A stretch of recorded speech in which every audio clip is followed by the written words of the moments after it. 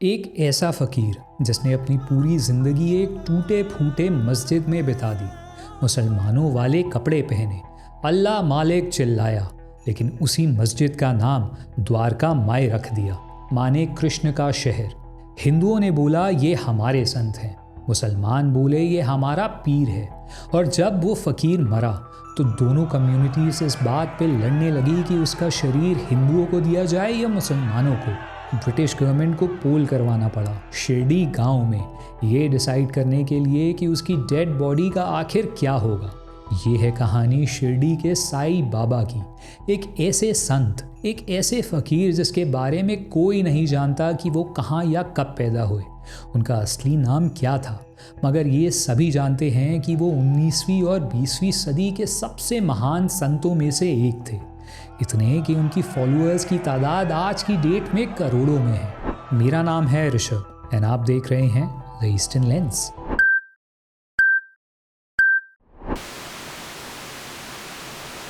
शिरडी साईं बाबा का जन्म कब हुआ ये कोई नहीं जानता। उनका जन्म स्थल किसी को नहीं पता। कोई कहता है पथरी गांव, कोई परभाणी बताता है, मगर प्रूफ जीरो। उनकी फैमिली के बारे में कहा जाता है कि वो एक हिंदू ब्राह्मण परिवार में पैदा हुए थे, लेकिन जिसे एक सूफी फकीर ने पाल पोस कर बड़ा करा था। पूछे जाने पर वो अक्सर कहा करते, मैं कौन हूँ, हिंदू या मुसलमान, कहाँ से आया हूँ, ये जानना ज़रूरी नहीं है।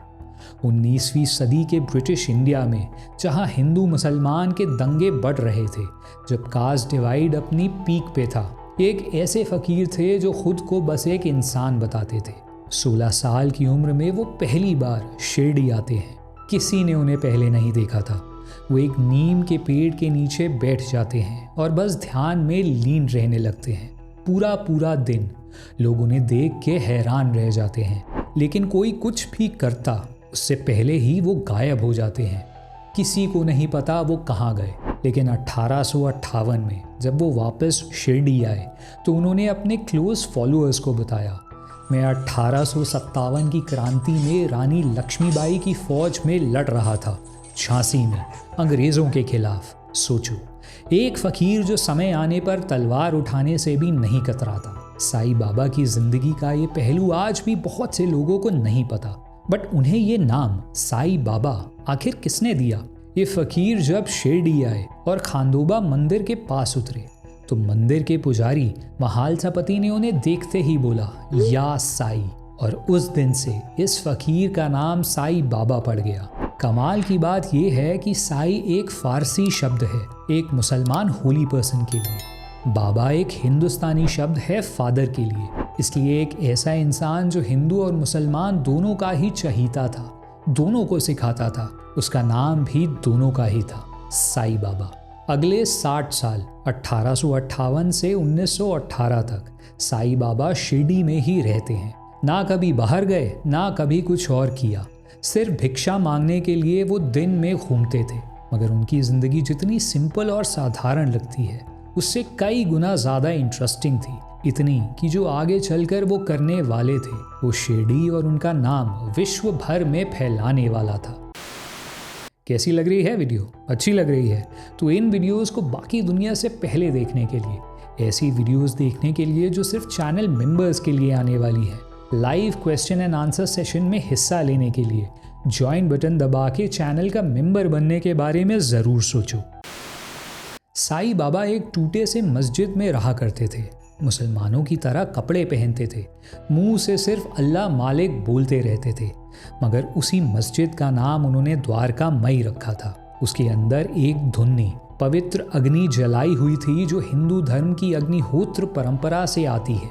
जब हिंदू आते थे तो वो उन्हें गीता से पढ़ाते, मुसलमान आते थे तो उन्हें कुरान सुनाते, मगर ये तो बस शुरुआत थी। 1892 में शिरडी के दुकान वालों ने उन्हें तेल देने से मना कर दिया, ये बोलकर कि वो हर रोज़ दिए के लिए तेल मांगने आ जाते थे। साईं बाबा ने क्या किया? उन्होंने दियों में तेल की बजाय पानी डाल दिया, लेकिन फिर भी वो दिए पूरी पूरी रात जले। देखने वाले देखते ही रह गए। 1910 में जब शिरडी में कॉलेरा महामारी फैलने का खतरा आया तो उन्होंने गेहूं पीसा, जी हाँ गेहूं, और उसे गांव की सीमा पे चारों तरफ डालने को बोला। ऐसा करते ही मानो शिरडी को कवच लग गया हो। वो महामारी रुक गई। सोचो, शिरडी साईं बाबा की जिंदगी ऐसे चमत्कारों से भरी पड़ी है। ऐसे ही एक और चमत्कारी इंसिडेंट में उनके एक शिष्य की वाइफ प्रेगनेंसी के दौरान लेबर पेन में थी। उसकी डिलीवरी कॉम्प्लिकेटेड थी, खतरनाक थी। अचानक शिरडी में बैठे साईं बाबा अपना पेट पकड़कर चीखने चिल्लाने लगते हैं। जमीन पर लौटते हुए वो बोलते हैं, मुझे पेट में दर्द हो रहा है। लोग हैरान थे कि आखिर हो क्या रहा है, लेकिन जैसे ही उस महिला की सेफ डिलीवरी हुई, बाबा का दर्द गायब हो गया।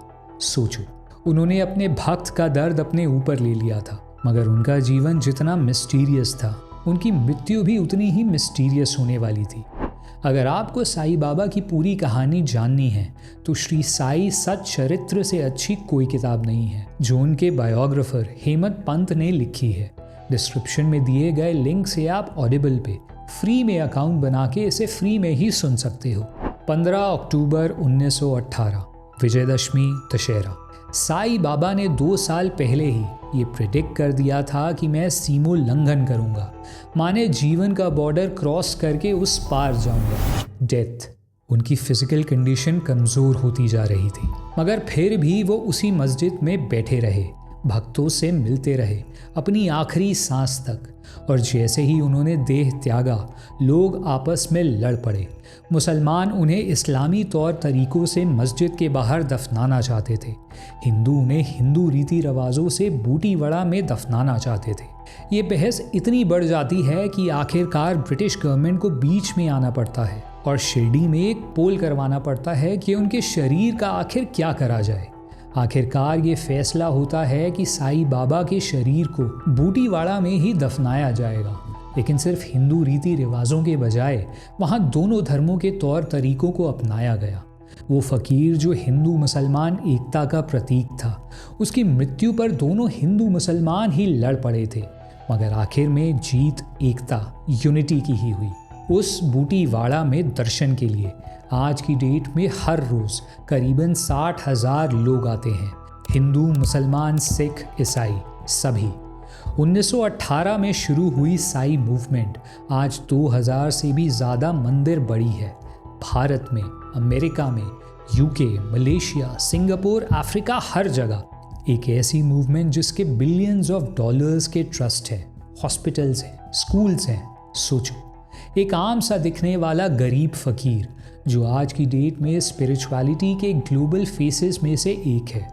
शिरडी साईं बाबा का मैसेज आज की इस दुनिया में, जहां हिंदू मुसलमान से नफरत करता है, भाई भाई से नफरत करता है, और भी ज़्यादा रेलेवेंट है।